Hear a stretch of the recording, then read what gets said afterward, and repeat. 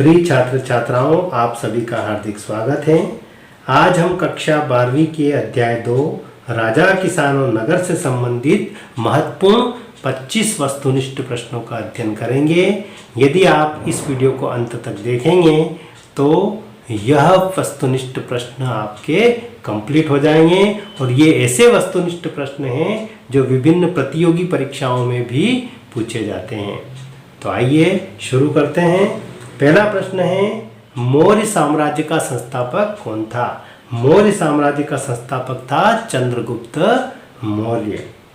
दूसरा प्रश्न है, भारत के सबसे प्राचीन सिक्के किस नाम से जाने जाते हैं? तो भारत के जो सबसे प्राचीन सिक्के हैं वो आहत के नाम से जाने जाते हैं। तीसरा प्रश्न, अभिलेखों के अध्ययन को क्या कहते हैं? अभिलेखों का जो अध्ययन है वह पुरालेख शास्त्र कहलाता है या एपिग्राफी कहलाता है। अंग्रेजी में इसको एपिग्राफी कहते हैं, हिंदी में इसको पुरालेख शास्त्र कहते हैं। चौथा प्रश्न, कौटिल्य के सुप्रसिद्ध ग्रंथ का नाम लिखिए। कौटिल्य के बारे में आप सभी परिचित हैं। कौटिल्य को चाणक्य या विष्णुगुप्त भी कहा जाता है। उन्होंने अर्थशास्त्र ग्रंथ की रचना की थी, तो उनका सुप्रसिद्ध ग्रंथ क्या है? अर्थशास्त्र। पांचवा प्रश्न, अशोक के अधिकांश अभिलेख किस लिपि में लिखे गए हैं? अशोक के अधिकांश अभिलेख ब्राह्मी लिपि में लिखे गए हैं। ये अशोक जो थे ये भी मौर्य सम्राट थे, महान मौर्य सम्राट हुए हैं। छठा प्रश्न, इंडिका नामक ग्रंथ की रचना किसने की? इंडिका नामक ग्रंथ की रचना मेगस्थनीज ने की थी और मेगस्थनीज के विषय में आप जानते हैं कि यह एक यूनानी राजदूत थे जो चंद्रगुप्त मौर्य के दरबार में आए थे। अगला प्रश्न, मुद्राओं के अध्ययन को क्या कहा जाता है? मुद्राओं के अध्ययन को मुद्रा शास्त्र कहा जाता है। जिसमें हम मुद्रा का अध्ययन करते हैं वो मुद्रा शास्त्र है। आठवां प्रश्न, चंद्रगुप्त मौर्य के प्रधानमंत्री का नाम बताइए। चंद्रगुप्त मौर्य के प्रधानमंत्री का नाम था विष्णुगुप्त या चाणक्य या कौटिल्य। नवा प्रश्न, अंतिम मौर्य सम्राट वहदरथ की हत्या किसने की थी? आपको पता है कि अंतिम मौर्य सम्राट वहदरथ थे, उनकी हत्या पुष्यमित्र शुंग ने की थी। 10वां प्रश्न, महाजन पदों की संख्या कितनी है? महाजन पदों की कुल संख्या 16 थी या कुल 16 महाजन पद थे। 11वां प्रश्न, चंद्रगुप्त मौर्य का किस यूनानी शासक के साथ युद्ध हुआ था? तो चंद्रगुप्त मौर्य ने सेल्यूकस के साथ युद्ध किया था। ये एक महान यूनानी शासक थे। 12वां प्रश्न, ब्राह्मी लिपि को कब एवं किसने पढ़ा? ब्राह्मी लिपि को 1838 ईस्वी में जेम्स प्रिंसेप ने सबसे पहले पढ़ा था। 13वां प्रश्न, प्रयाग प्रशस्ति की रचना किसने की? प्रयाग प्रशस्ति की रचना हरिशेन ने की थी। किसने की थी? हरिशेन ने। 14वां प्रश्न, 6ठी शताब्दी में सर्वाधिक शक्तिशाली जनपद कौन सा था?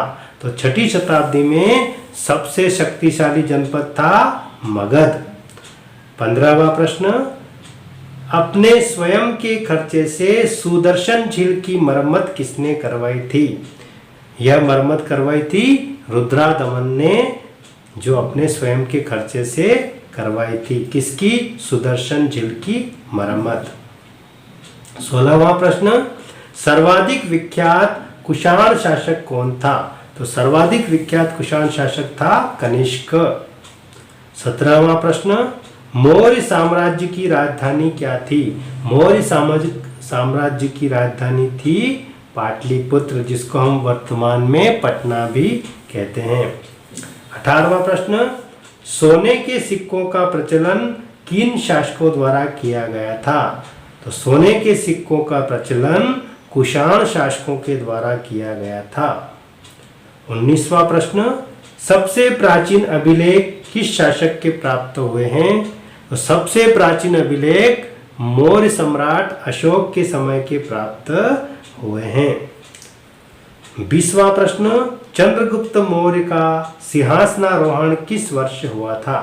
चंद्रगुप्त मौर्य का सिंहासनारोहण का मतलब सिंहासन पर बैठना, तो चंद्रगुप्त मौर्य का सिंहासनारोहण 321 ईसा पूर्व में हुआ था।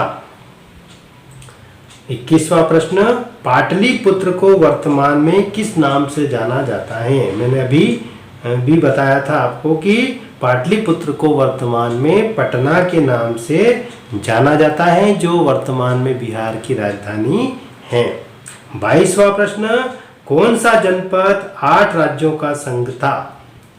तो ये 8 राज्यों का जो संघ था वह जनपद था वज्जी। 23वां प्रश्न, शूरसेन महाजनपद की राजधानी कौन सी थी? तो शूरसेन महाजनपद की राजधानी थी मथुरा। मैंने अभी आपको बताया था कि कुल 16 महाजनपद थे, जिनमें शूरसेन महाजनपद की राजधानी मथुरा थी, और जितने भी महाजनपद थे उनकी अलग अलग राजधानियां होती थी। 24वां प्रश्न, पांचाल महाजनपद की राजधानी क्या थी? तो पांचाल महाजनपद की राजधानी थी कंपिल। 25वां प्रश्न, कुरु महाजनपद की राजधानी क्या थी? तो कुरु महाजनपद की राजधानी थी इंद्रप्रस्थ। तो ये जो 25 प्रश्न हमने आपको बताए हैं, ये महत्वपूर्ण प्रश्न हैं। ये 25 प्रश्न अध्याय 2 राजा किसान और नगर से संबंधित महत्वपूर्ण प्रश्न थे, और आपको समझ में आ गए होंगे। अगले वीडियो में हम 2 अंक वाले एवं 3 अंक वाले प्रश्नों की चर्चा करेंगे।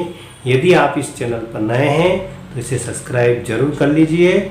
मिलते हैं अगले वीडियो में। धन्यवाद।